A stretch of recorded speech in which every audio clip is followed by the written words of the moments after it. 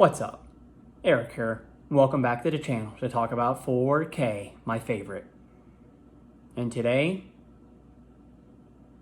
we're going to be talking about the 1995 controversial drama from Las Vegas, Showgirls. Controversial, you say? What's so controversial about it? Well, I'll tell you. To date, this has been the only NC-17 rated movie to get a wide release in theaters. In fact, some theaters didn't even want to play it. Why? Well, the graphic language, excessive nudity, and erotic sexuality.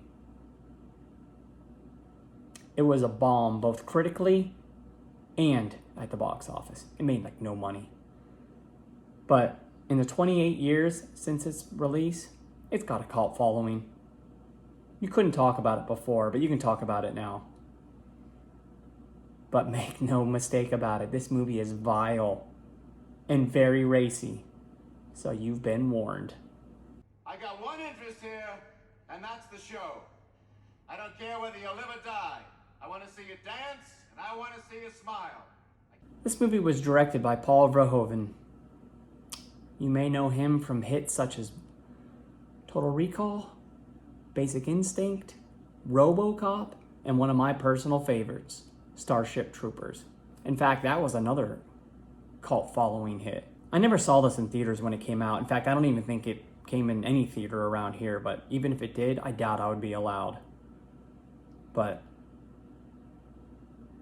we had like every movie channel growing up, like Showtime, HBO, Cinemax. So that following spring and summer, I swear it was on like Showtime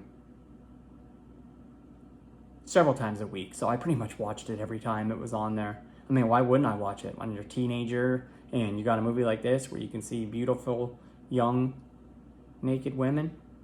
Why wouldn't I watch it? Of course I watched it. I hope you got some nice wigs, tennis ball. I do. What kind of classes have you had? Ice skating classes, Mr. Moss. Ballet classes, technique classes, stretch classes, jazz classes, jazz technique classes. This show is called Goddess. It ain't called classes. See ya. Saved by the Bell was one of my favorite shows growing up. And even though I liked Kelly Kapowski, Tiffany Amber Thiessen, I liked Jessie too, Elizabeth Berkley. So when I heard that she was in this movie, I was intrigued.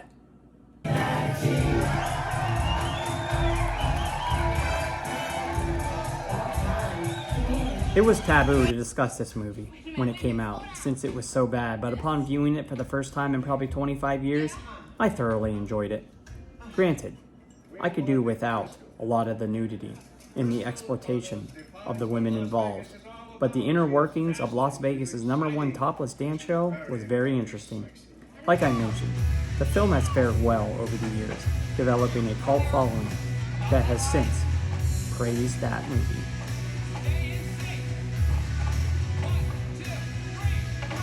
The film follows Berkeley's character, Nomi, as she ventures to Sin City as she tries to make it as a dancer. However, this basically only lands her a job at Cheetah, a strip club, where the owner pushes her to please the clientele, even though she has much more to prove. She does eventually meet a girl named Gina who takes her in and gives her a laydown of the area. And eventually, she introduces her to Gina Gershon's character, Crystal, who plays the lead in the biggest Vegas production, Goddess. Now, Gina's basically like a stylist or a hair person on the show, but she gets Nomi a gig on her show, which turns out to be her undoing because of the lust for the top spot creates a competition between Crystal and Nomi and affects all bystanders along the way. But really, is there anybody innocent in Las Vegas?